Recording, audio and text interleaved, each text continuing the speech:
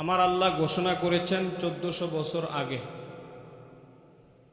মান কতালা নাফসাম বিগাইরি নাফসিন আও ফাসাদিন ফিল আরদি ফাকান্নামা আহইয়ান নাসা কতালান নাসা জামিআ ওয়া মান আহইয়া ফাকান্নামা আহইয়ান নাসা জামিআ। আল্লাহু আকবার বলেন। কোরআনে কারীমের আয়াত 1400 বছর আগে আল্লাহ নাজিল করলেন। আমার নবীজি ইরশাদ করেছেন, মানিন তাহাবা নুহবাতান ফালাইসা মিন্না। আল্লাহ বললেন, মান কতালা নাফসাম বিগাইরি নাফসিন আও ফাসাদিন ফাকান্নামা কতালান নাসা জামিআ। যে ব্যক্তি দুনিয়ার জমিনে বিনা কারণে একজন মানুষকে হত্যা করবে, যে ব্যক্তি দুনিয়ার জমিনে বিনা কারণে বিনা অপরাধে একজন মানুষকে হত্যা করবে, ফাকান্নামা কতালান নাসা জামিআ, সেজন্য তামাম পৃথিবীর সকল মানুষকে হত্যা করল। নাউজুবিল্লাহ বলেন না। এটা আয়াতের প্রথম অংশ। দ্বিতীয় অংশের মধ্যে আল্লাহ বলছেন, ওমান আহইয়া ফাকান্নামা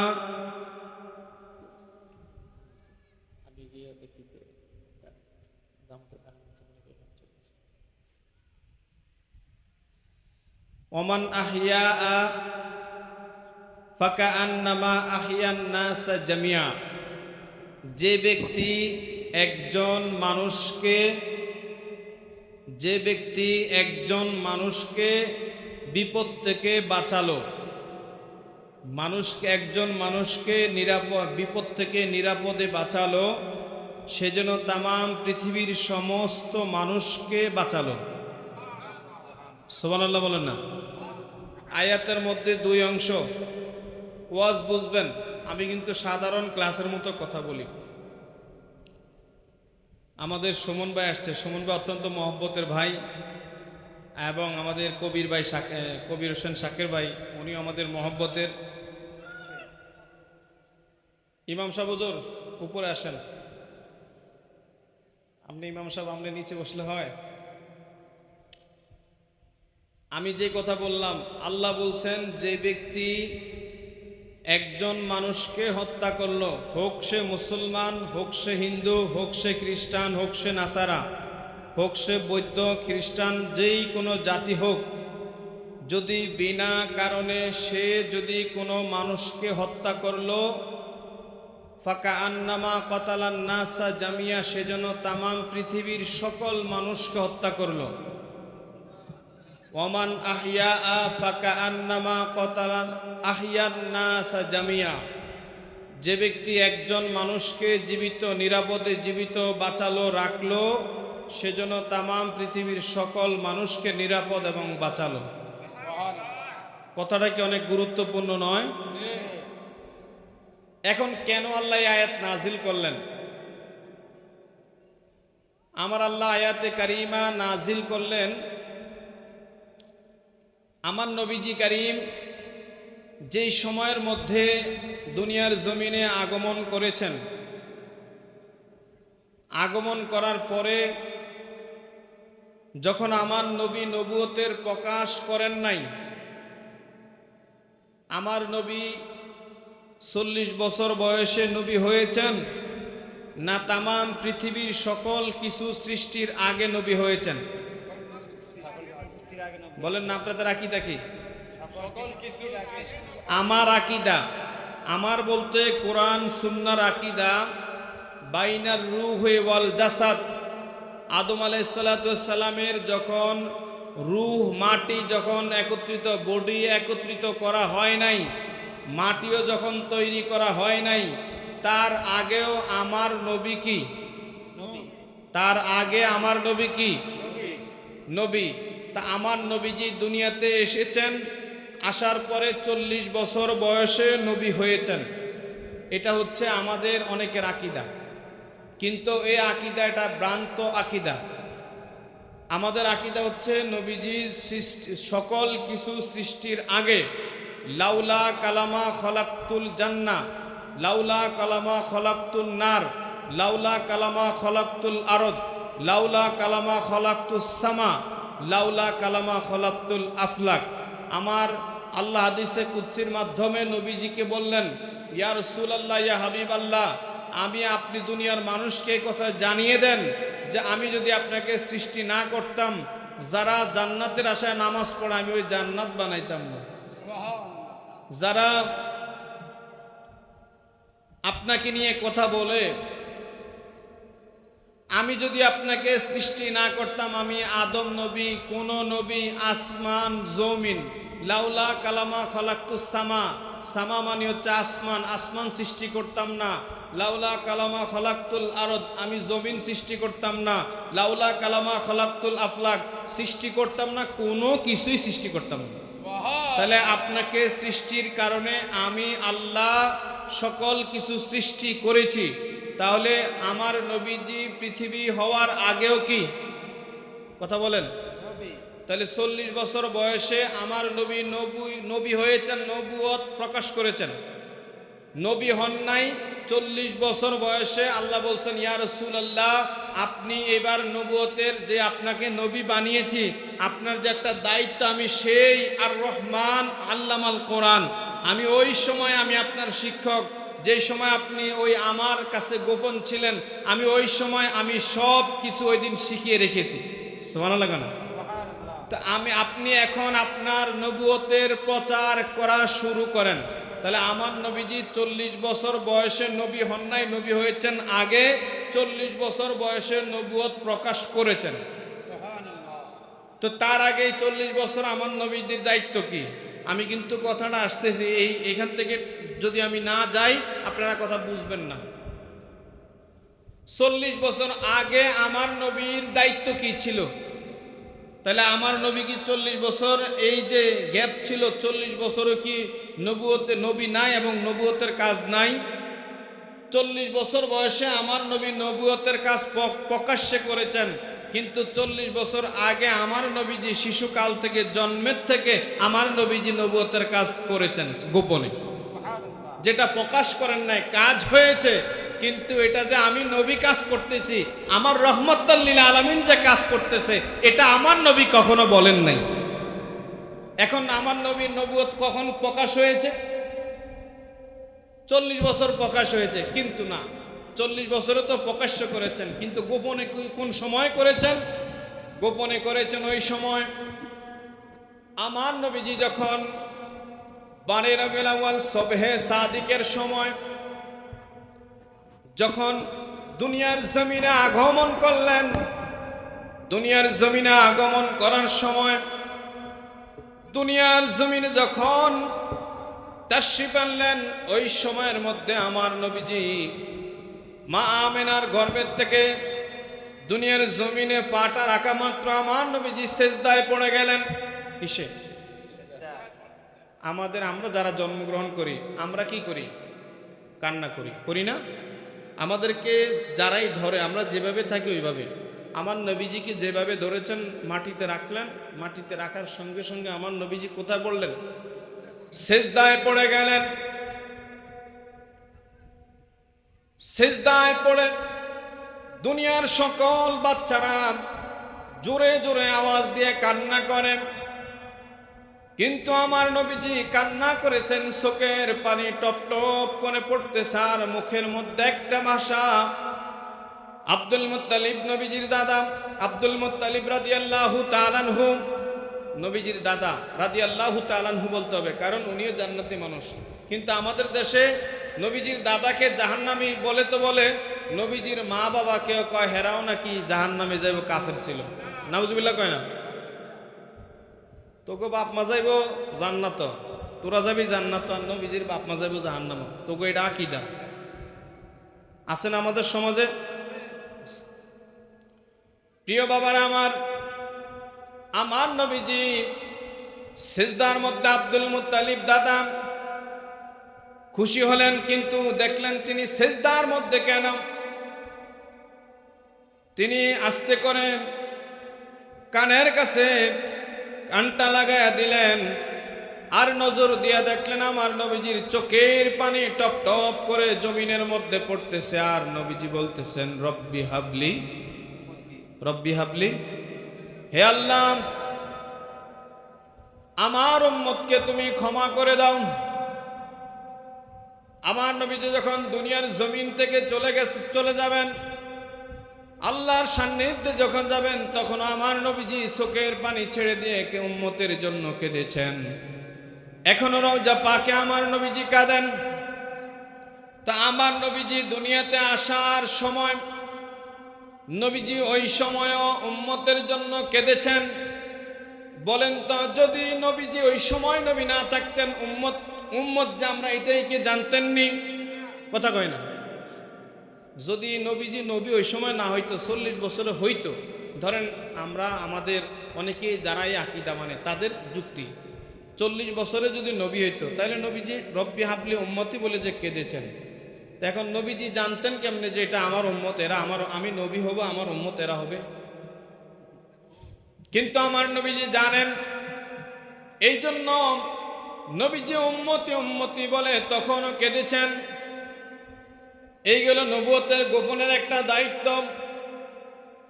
2 নম্বর দায়িত্ব হচ্ছে, আমার নবীজি যখন দুধ পান করবেন, মা আমেনা রাদিয়াল্লাহু তাআলা আনহা অসুস্থ ছিলেন। অসুস্থতার কারণে আমার নবীজি মা আমেনা রাদিয়াল্লাহু তাআলা আনহার দুধ পান করতে পারেন নাই।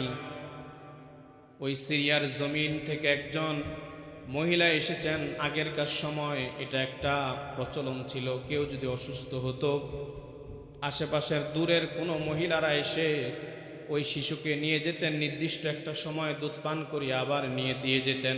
সুবহানাল্লাহ কয় না? যখন দেখলো আমার প্রিয় আকা আলাইহিস সালাতু ওয়াস সালাম তার আম্মা জান অসুস্থ, মা আমেনা রাদিয়াল্লাহু তাআলা অসুস্থ, নবীজির দুধ মাতা জানেননি আপনারা কে? হালিমাতুস সাদিয়া রাদিয়াল্লাহু তাআলা। তিনি আসলেন, তিনি এসে আমার নবীজিকে নিয়ে গেলেন, নবীজিকে দুধ পান করাইলেন। কিন্তু মা হালিমার ঘরে ছোট্ট একটা দুধের শিশু আছে। এখন তারপরেও মা হালিমা ওনাকে নিয়ে আসলেন, ওনাকে নিয়ে গেলেন তার কাছে, কেন? দুধ পান করাবেন। তা আমার নবীজি যখন মা হালিমা দুধ পান করান, একটা শিশুকে দুধ পান করানোর পরে আমার নবীজিকে যখন দুধ পান করান, একটা শিশুকে যখন মা দুধ পান করায়, তখন এক স্তনের দুধ খাওয়ানোর কিছুক্ষণ পরে আবার আরেক স্তনের দুধ পান করায় কিনা? কথা বুঝবেন। কিন্তু আমার নবীজি যখন একটা স্তন পান করতেন, দুধ পান করার পরে যখন দ্বিতীয় স্তনের মধ্যে নিতেন, আমার নবী করিম রউফুর রহিম তিনি দ্বিতীয় স্তনের দুধ পান করতেন না। সুবহানাল্লাহ বলেন না? কেন কেন না?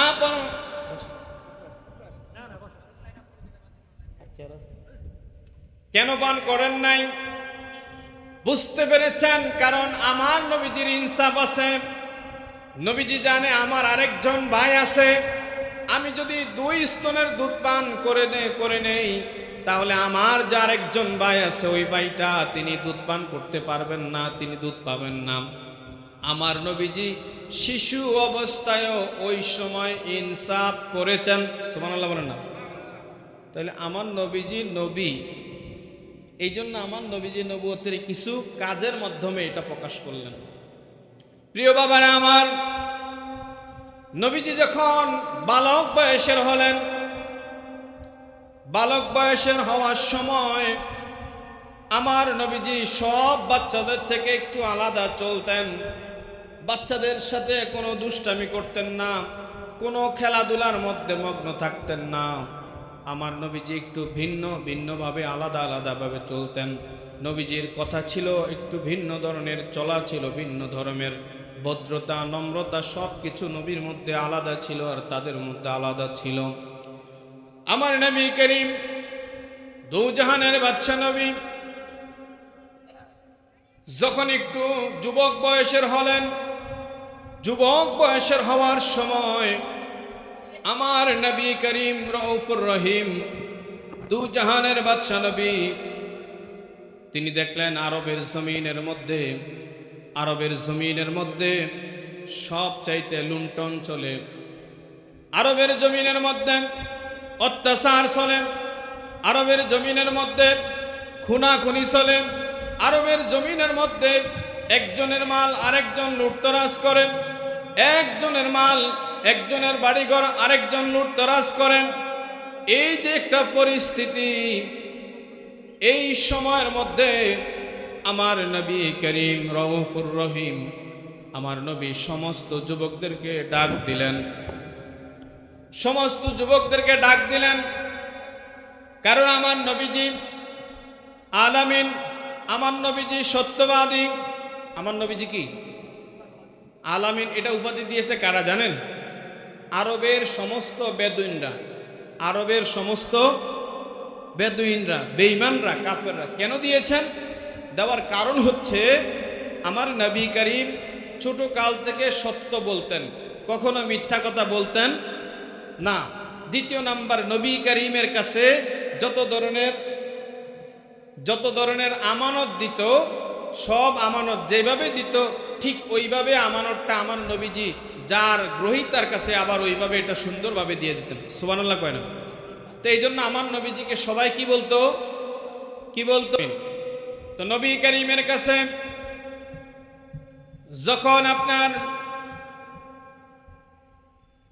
এই যে পরিস্থিতি আমার নবী করিম দেখলেন, লুটতরাজ, খুন, মানুষ হত্যা, সমাজের মধ্যে বিচ্ছেদ, সমাজের মধ্যে সন্ত্রাস, একজনের ওট আরেকজন নিয়ে যাচ্ছে, এক বাড়ির মানুষ আরেক বাড়ির মানুষের উপর অত্যাচার জুলুম করছে। ওই যুগটার নাম হচ্ছে আইয়ামে জাহিলিয়া। কোন যুগ? আইয়ামে জাহিলিয়া। জাহিলিয়া মানে মূর্খের যুগ, বর্বরতার যুগ, লুটতরাজের যুগ, অন্ধত্বের যুগ। ওই সময়ের মধ্যে আমার নবীজি যখন ইয়ং বয়সের, তখন আমার নবী করিম সমস্ত যুবকদেরকে ডাক দিলেন, মুরব্বীদেরকে ডাক দেন নাই, মহিলাদেরকে ডাক দেন নাই, যুবকদেরকে ডাক দিয়া আমার নবী করিম বললেন, দেখো আজকে সমাজের মধ্যে যে সমস্ত খুনাখুনি হচ্ছে, লুটতরাজ হচ্ছে, সন্ত্রাস হচ্ছে, মানুষের মালামাল নিয়ে যাচ্ছে, সুতরাং এর থেকে পরিত্রাণের জন্য তোমরা সবাই একত্র হও, এগুলা প্রতিরোধ করা দরকার। তো নবীজি যখন প্রস্তাব দিলেন, যখন আমার নবীজি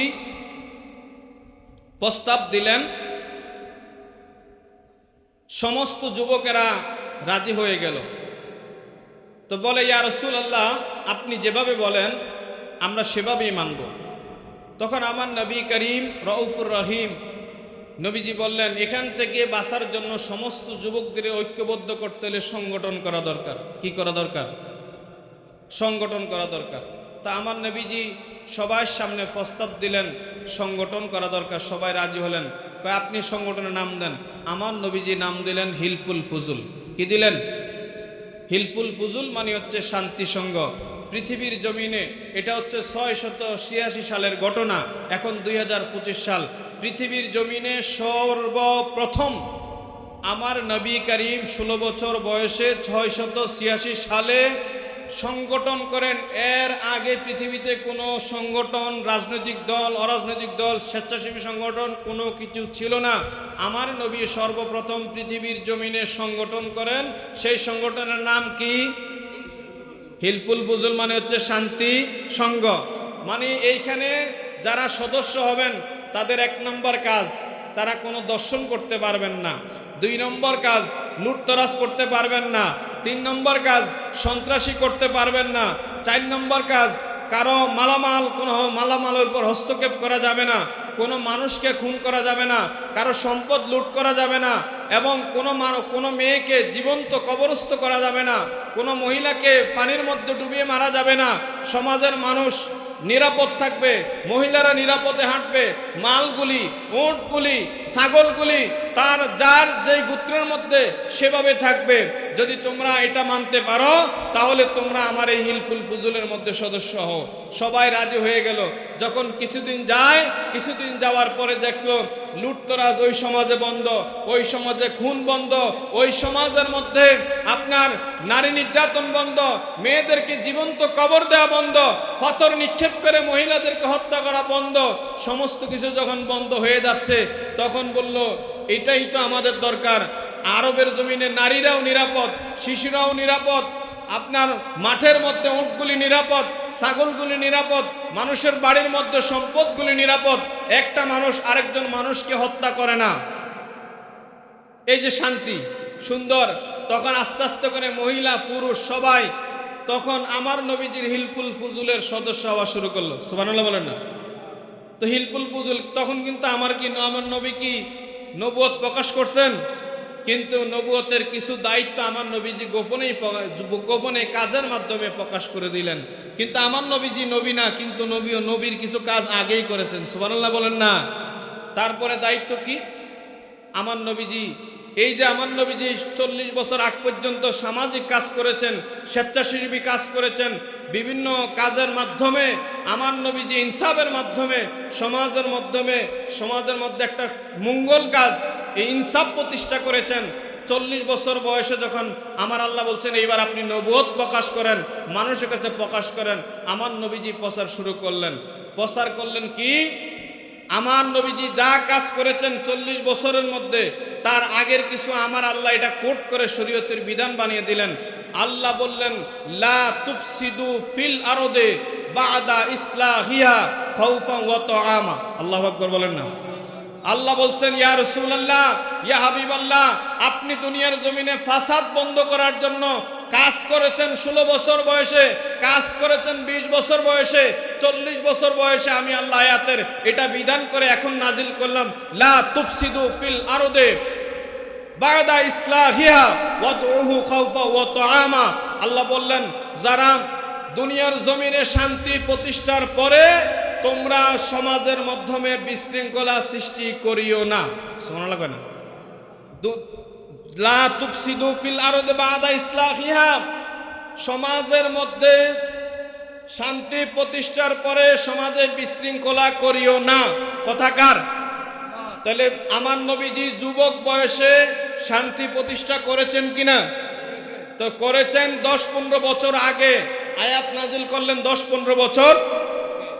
তাহলে নবীজির কাজটা আমার আল্লাহ পরে আয়াত নাজিল করলেন ইন্না রাহমাতাল্লাহি করিবুম মিনাল মুহসিনিন।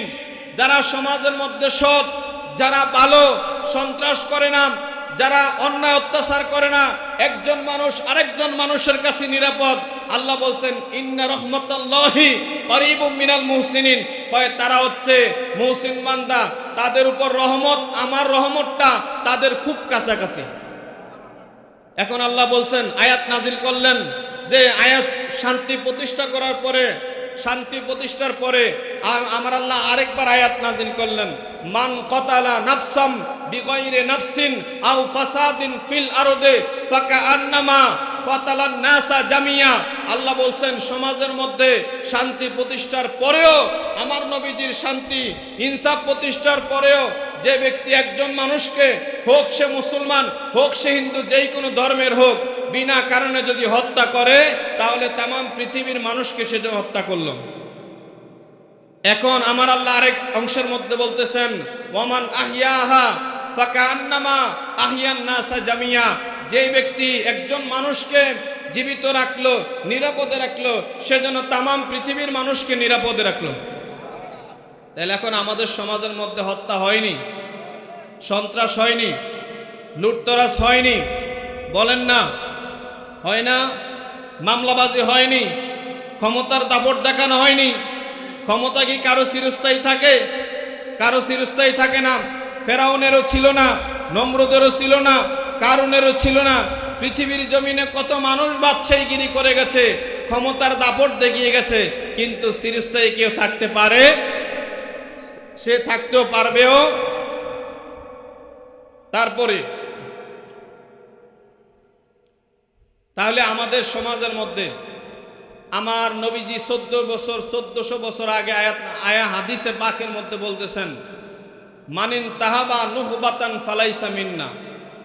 যে ব্যক্তি সন্ত্রাস করে, যে ব্যক্তি নৈরাজ্য করে, যে ব্যক্তি হত্যা করে, যে ব্যক্তি লুট করে, যে ব্যক্তি চিন্তা করে, ফালাইসা মিন্না, সে আমার উম্মতের মধ্যে দলভুক্ত নয়, সে আমার উম্মত না। সে কি না? সে ব্যক্তি আমার উম্মত না। আমাদের সমাজে সন্ত্রাস আছে কিনা? সন্ত্রাস আছে কিনা? হয় কিনা? লুটতরাজ আছে হয় কিনা? হয় না? আমাদের সমাজের মধ্যে এগুলি অহরহ এখন চলতেছে। কেন? ইসলাম বলল কোনো মানুষকে বিনা কারণে হত্যা করা যাবে না। আপনি চিন্তায় করতে গিয়ে আপনি একজন মানুষকে হত্যা করলেন, আপনি একজনের দোকানে গিয়ে আপনি ক্ষমতার দাপট গিয়ে মালগুলি লুট করে নিয়ে আসলেন, আপনি ক্ষমতার দাপট দেখিয়ে মানুষের উপর বিভিন্নভাবে জুলুম শুরু করলেন। আপনি সমাজের নেতা, আপনি এলাকার নেতা, যার কারণে আপনি বিভিন্ন কারণে এই তুই এটা করতে পারবি না, না হলে তোর শেষ, আছে না নাই? কিন্তু আমার নবীজি 1400 বছর আগে আমাদেরকে সাবধান করে দিয়েছেন, ওয়া তাআওয়ানু আলাল বিররি ওয়াত তাকওয়া ওয়ালা তাআওয়ানু আলাল ইসমি ওয়া তাআওয়ানু আলাল বিররি ওয়াত তাকওয়া ওয়ালা তাআওয়ানু ওয়াল ইসমি উদওয়ান। আল্লাহ বলছেন, তোমরা মঙ্গল কাজে একজন আরেকজনকে সহযোগিতা করো, অমঙ্গল খারাপ কাজে একজন আরেকজনকে সহযোগিতা করিও না। এখন আমাদের সমাজের মধ্যে নেতার পিছনে হাঁটতে গিয়ে কর্মীরা 200-500 চাঁদার লাগা আমার মানুষকে হত্যা করে কিনা? সহযোগিতা করে, অন্যায় অপরাধে সহযোগিতা করে কিনা? তাহলে চাঁদাবাজ, সন্ত্রাস, লুটতরাজ ইসলামে আছে না নাই? ইসলামে নাই। এগুলি আমার নবীজি 1400 বছর আগে এগুলি সব নিষেধ করে দিয়েছেন। এজন্য সমাজের মধ্যে যারা লুটতরাজ, হত্যা, দর্শন করবে, যারা চাঁদাবাজ আছে, তাদের বিরুদ্ধে প্রতিহত করা ইসলামের, এটা হচ্ছে আমাদের দায়িত্ব। নির্দেশ কার? এটা আগে আমার আল্লাহ বিধান করে দিয়ে গেছেন। আল্লাহ পাক আমাদের সবাইকে বুঝার এবং আমল করার, সমাজের মধ্যে ইনসাফ প্রতিষ্ঠা করার, এবং সমাজের মধ্যে যেন মহিলা, পুরুষ, শিশু, বাচ্চারা যেন নিরাপদ থাকে, আল্লাহ পাক আমাদেরকে হেফাজত করুক এবং নিরাপদে কবুল করুক। আমিন। ওমা আলাইনা।